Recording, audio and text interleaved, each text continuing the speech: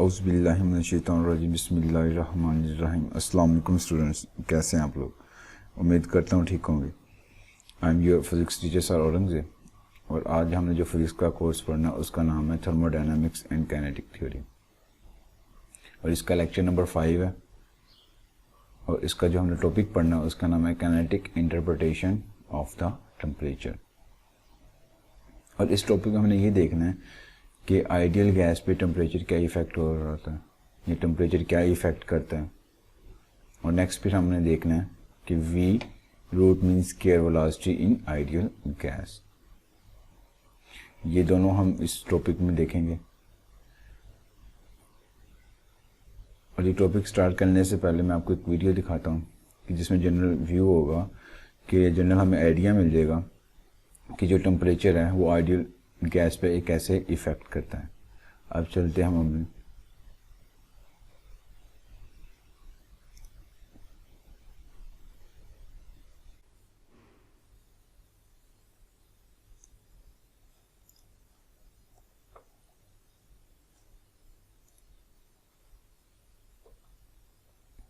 अब यहाँ पे देखें कि यहाँ पे हमारे पास एक कंटेनर है, उसके अंदर आइडियल गैस है। अब जैसे ही हम इसका टेम्परेचर को इंक्रीज़ करेंगे तो इसकी जो मोशन होगी, जो गैस के मॉलिक्यूल्स हैं वो ज़्यादा स्पीड से मूव करना शुरू कर देंगे।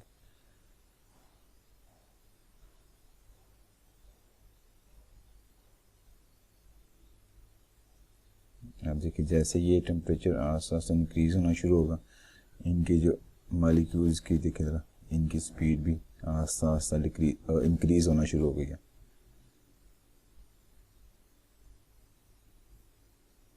जैसे जैसे टेम्परेचर इंक्रीज़ होता जा रहा है, इनकी देखिए ज़रा मोशन वो भी इंक्रीज़ होना शुरू हो गई।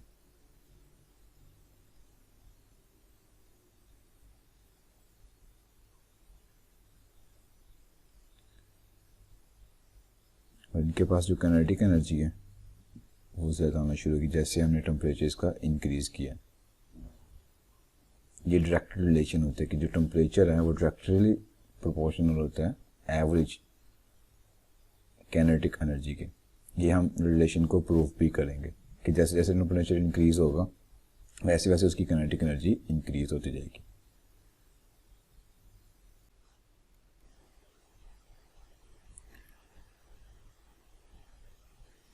अच्छा, हम इसके कुछ बेसिक पॉइंट्स क्लियर करते हैं।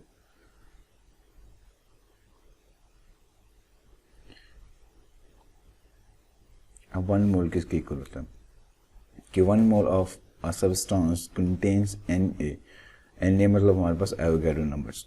एलिमेंट्री यूनिट्स यूजली, मतलब एलिमेंट्री यूनिट्स जो होते हैं वो यूजली एटम्स और मॉलिक्यूल्स होते हैं। Where Na is found experimentally to be कि 1 मोल किसी भी सब्सटेंस का मतलब ये है कि वहाँ पे Na एवोगैड्रो नंबर्स होते हैं कि इतने नंबर ऑफ उसके मॉलिक्यूल्स या एटम्स हो सकते हैं, उसे हम कहते हैं कि वो 1 मोल की इक्वल है। अब नेक्स्ट हम बात करते हैं मोलर मास की।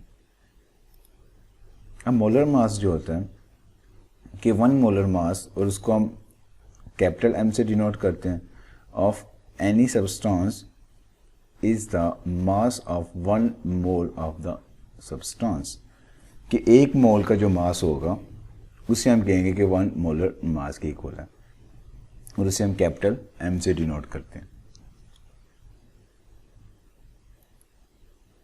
और नेक्स्ट हम देखते हैं कि जो a mole is related to the mass M, जो स्मॉल m होगा, of the individual molecules of the substance bye.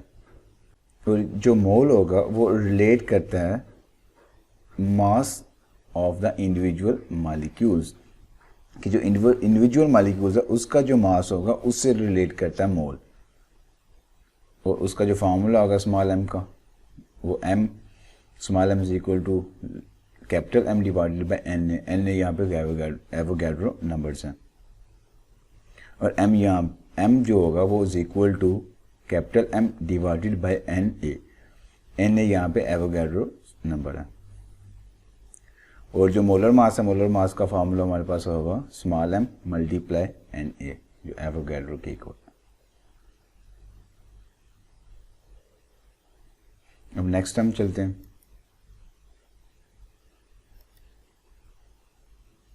Number of moles, और उसको हम स्मॉल एन से डिनोट करते हैं।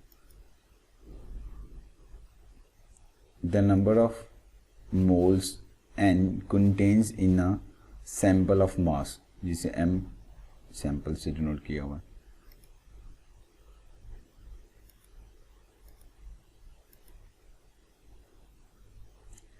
अब नंबर ऑफ मोल्स जो हैं जिसे हम एन से डिनोट किया हुआ है, उसका फार्मूला हमारे पास ये है। अब ये जो एन है वो किस पे डिपेंड कर रहा है, एक एन और यहाँ पे एन है। एन है यहाँ पे एवोगैड्रो नंबर से, और सिंपल जो है ना ये कंसिस्टिंग ऑफ एन मॉलिक्यूल्स, जिसकी यहाँ पे वो बात कर रहा है हुई है। और ये वाला जो है ना वो मास सैंपल जो इसकी वो बात कर रहा था कि the number of moles N contain in a sample of mass consisting of n molecules is related to the molar mass of the molecules and to Avogadro numbers, जो हमारे पास n है is given by। और next इसका formula हमारे पास एक ये वाला है, ये एवोगैड्रो नंबर पे डिपेंड कर रहा है कि n is equal to m sample, और m यहाँ पे जो इंडिविजुअल मास की वो बात कर रहा था मॉलिक्यूल्स की, वो उसको डिनोट करता है, और n यहाँ पे एवोगैड्रो नंबर्स को डिनोट करता है। और यहाँ पे हमें सब इन चीज़ों का पता होना चाहिए कि n जो कैपिटल n है वो किसको डिनोट कर रहा है, और स्मॉल n जो है वो किसको डिनोट कर रहा है, n a जो है वो किसको डिनोट कर रहा है। ये सारी बातें हमें पता होनी चाहिए कि n यहाँ पे small n number of moles को शो करता है, n ए एवोगैड्रो नंबर्स को शो करता है, ये मोलर मास को शो करता है, और ये हमारे पास जो इंडिविजुअल मास है मॉलिक्यूल्स का उसको शो करता है।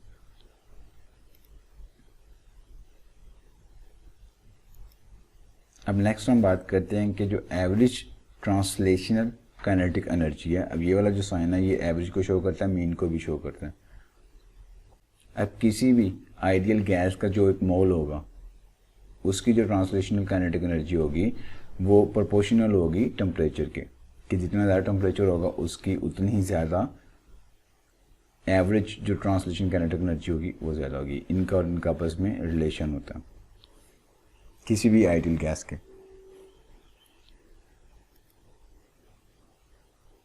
आगे हम बात करते हैं गैस के टेम्परेचर की।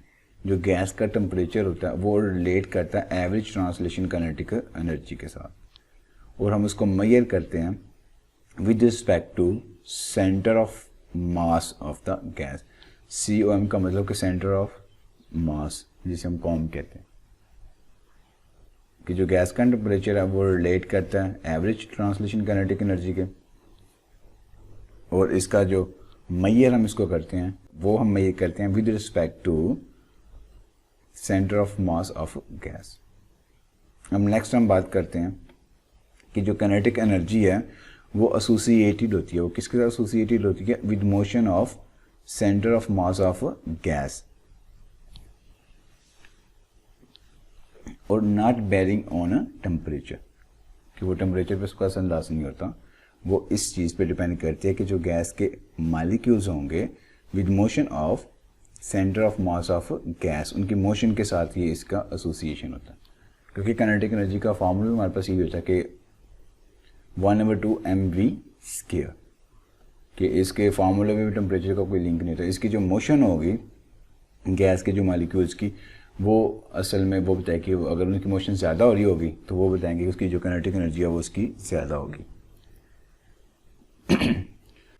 और अब हम बात करते हैं इसकी, अगर हमने मीन वी का स्क्वायर अगर इसकी वैल्यू फाइंड आउट करनी है, उसके लिए हम क्या करेंगे, यूज़ द रेफरेंस फ्रेम, के रेफरेंस फ्रेम को हम यूज़ करेंगे in which centre of mass is rest.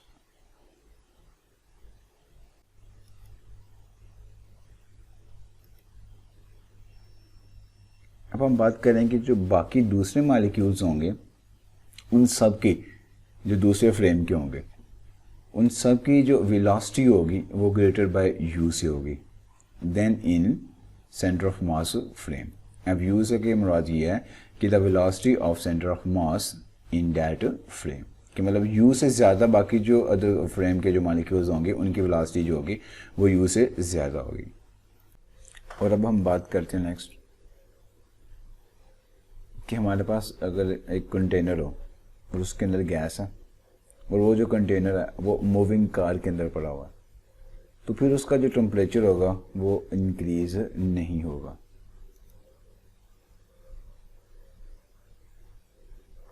अब नेक्स्ट हम बात करते हैं कि एवरेज ट्रांसलेशन काइनेटिक जो एनर्जी है किसी भी मॉलिक्यूल्स की वो हम फाइंड आउट करते हैं या डिटरमाइन करते हैं बाय टेम्परेचर, कि हम टेम्परेचर से उसकी ट्रांसलेशन जो काइनेटिक एनर्जी है वो फाइंड आउट करते हैं।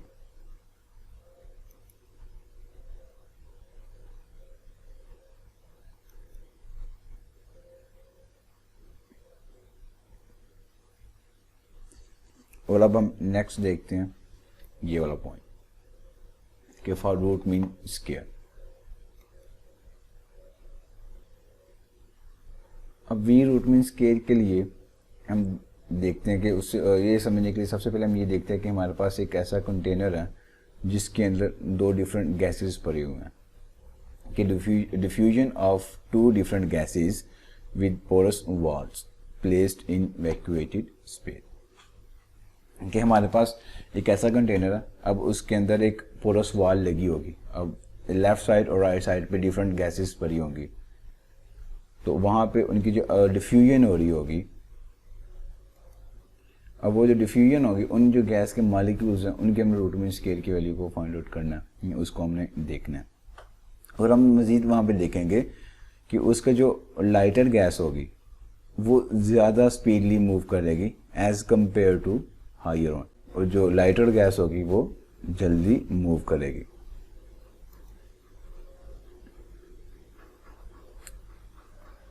सेपरेशन फैक्टर अल्फा, अब इससे पहले मैं आपको दिखाता हूँ जरा। अगर हमारे पास हम फर्ज करें कि हमारे पास एक कंटेनर है,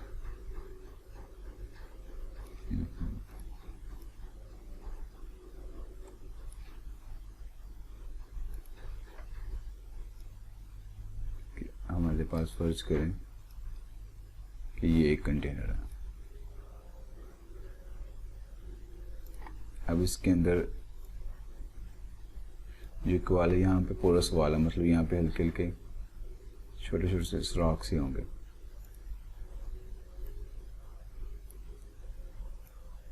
फॉर एग्जाम्पल कुछ इस तरह कर देना, कुछ सुराख से होंगे। अब यहाँ पे डिफरेंट गैस के मॉलिक्यूल्स होंगे और इस साइड पे फर्ज करेंगे वाले, ये इनिशियल कंडीशन होगी।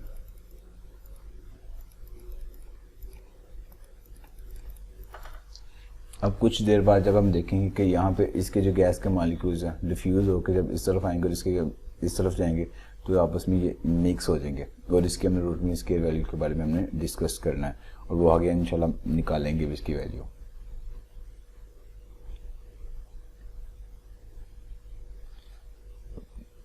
नेक्स्ट हम देखते हैं,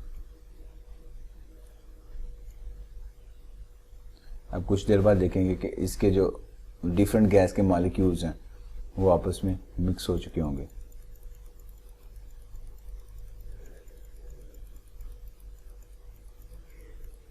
और सबसे इम्पोर्टेंट बात ये होगी कि जो जिस गैस के मॉलिक्यूल्स हल्के होंगे या जिनका मास जो है वो कम होगा वो ज़्यादा स्पीड से मूव करेंगे। कुछ इस तरह करके गैस की डिफ्यूजन होगी।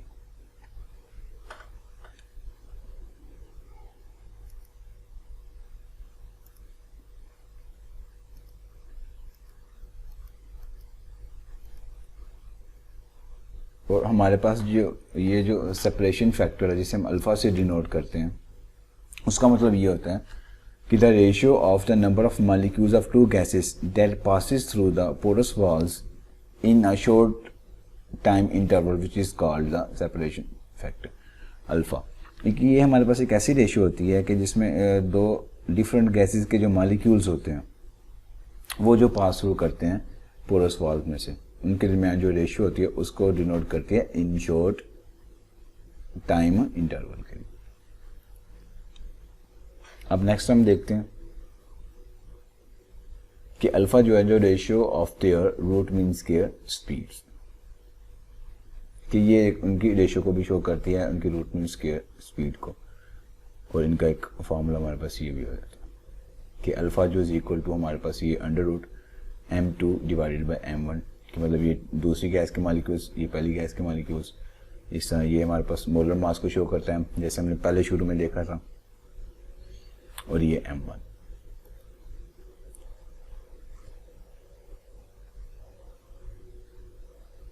और लाइटर गैस जो होती है वो जल्दी मूव करती है as compare to higher one.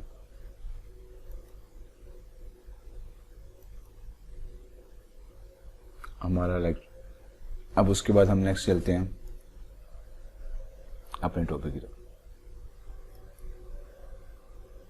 अब यहाँ पे हम देखते हैं अब टेम्परेचर के साथ अब क्या था। ये सारी बातें हमने पहले देख ली, इसके बेसिक पॉइंट्स, कि अब लास्ट वाला जो लेक्चर हमने यहाँ तक ये फाइंड आउट रिलेशन किया हुआ था, ये कुछ P V is equal to this. अब ये जो हमने रिलेशन लिखे हुए हैं कि P V is equal to N R T और P V is equal to 2/3n, इसे हम मीन भी कहते हैं, एवरेज भी कहते हैं, 1/2 mv स्क्वायर, लाइक दिस। ये वाले रिलेशन हमने ये सारे लास्ट में पहले ही ड्राइव किए हुए हैं। अब उसी को हम रीअरेंज करके आके वो यूज़ कर रहे हैं। अब क्वेश्चन 1 और क्वेश्चन 2 को हम क्या करेंगे, कंपेयर करेंगे। जब इसको हम कंपेयर करेंगे तो हमारे पास N R T is equal to this 2 divided by 3n और एवरेज 1/2 mv स्क्वायर आ जाएगा। अब यहाँ पे नेक्स्ट हम ये सिंप्लीफाई करते हैं। हमने ये एक फार्मूला पढ़ा था ना कि n is equal to n divided by na के इक्वल होता है। तो जब हम n की वैल्यू फाइंड आउट करेंगे तो ये वाला हमारे पास फैक्टर निकलेगा। अब इसकी वैल्यू जब हम इसमें सब्स्टिट्यूट करेंगे तो स्मॉल n से कैंसिल आउट हो जाएगा, और जो t की वैल्यू जब हमने निकालनी होगी या r जो इस तरफ आ गई यहाँ पे डिवाइड हो जाएगा, और ये वाला जो सारा फैक्टर है ये कांस्टेंट होगा, और ये हमारे पास एवरेज काइनेटिक एनर्जी निकलेगी पर मोल ऑफ आइडियल गैस। कि जो एवरेज एनर्जी होती है काइनेटिक एनर्जी पर मोल की किसी की मोल की ऑफ आइडियल गैस, वो डायरेक्टली प्रोपोर्शनल होती है इस टेम्परेचर के। तो यहाँ पे जो एवरेज जो काइनेटिक एनर्जी है वो डायरेक्टली प्रोपोर्शनल है इस टेम्परेचर के। और ये जो टेम्परेचर है ये हमारे पास मैक्रोस्कोपिक प्रॉपर्टीज़ है, और ये जो काइनेटिक एनर्जी है ये हमारे पास माइक्रोस्कोपिक प्रॉपर्टीज़ है।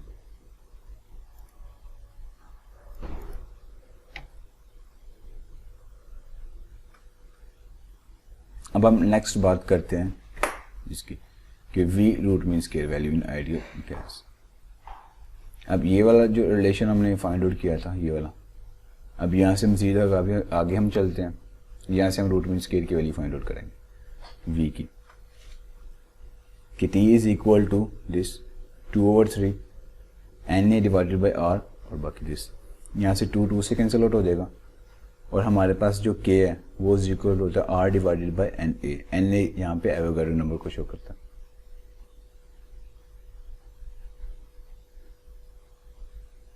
और नेक्स्ट ये वाला जो फैक्टर है ये इसके इन्वर्स होगा, तो इसकी यहाँ इसके ये वाला जो फैक्टर है ये इसके इन्वर्स होगा, तो इसलिए ये बटे के नीचे यहाँ पे किया जाएगा। आगे नेक्स्ट हम देखते हैं कि अब इस मीन, ये जो इसे हम एवरेज भी कहते हैं, वी स्क्वायर इस तरफ रहेगा और ये इस तरफ जाकर मल्टीप्लाई, ये नीचे जाकर डिवाइड हो गया। नेक्स्ट फिर हम यहाँ पे अंडर रूट ले लेंगे, तो हमारे पास वी रूट मीन स्क्वायर की वैल्यू निकलेगी दिस, ये हमारे पास क्या वैल्यू निकल आएगी, ये v की वैल्यू निकलेगी। और हमारे पास जो m की वैल्यू, ये भी हमने पीछे देखा था कि m जो इक्वल होता है ये मोलर मास, और ये हमारे पास एवोगाड्रो नंबर को शो करता है। अब उसकी वैल्यू यहाँ पे हम सब्स्टिट्यूट करेंगे तो हमारे पास एक नेक्स्ट ये वाली वैल्यू निकल आएगी।